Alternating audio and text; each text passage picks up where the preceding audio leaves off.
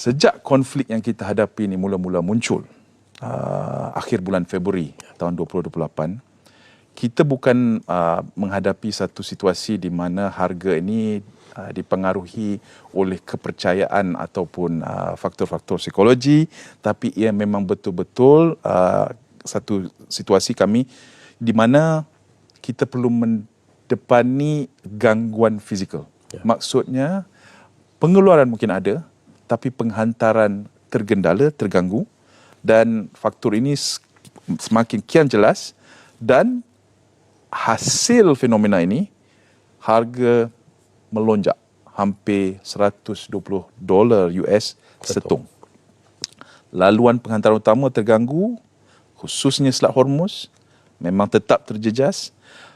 Laluan ini saya pilih untuk disebutkan kerana ini adalah satu laluan yang antara yang paling kritikal untuk dunia. Antara 20%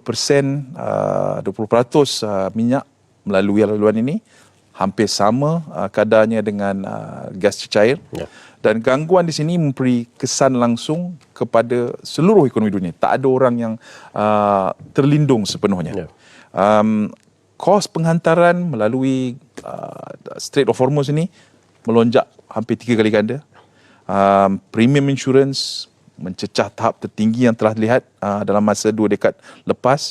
Dan bukan hanya itu, mungkin ramai yang tak sedar yang melalui Strait of Hormuz ini bukan hanya minyak dan gas, tetapi barangan yang amat dan bahan yang amat mentah, bahan mentah yang amat penting seperti helium yang perlu untuk pembuatan semikonduktor, dan juga baja yang seperti amonia dan fosfat yang diperlukan untuk kegiatan pertanian seluruh dunia.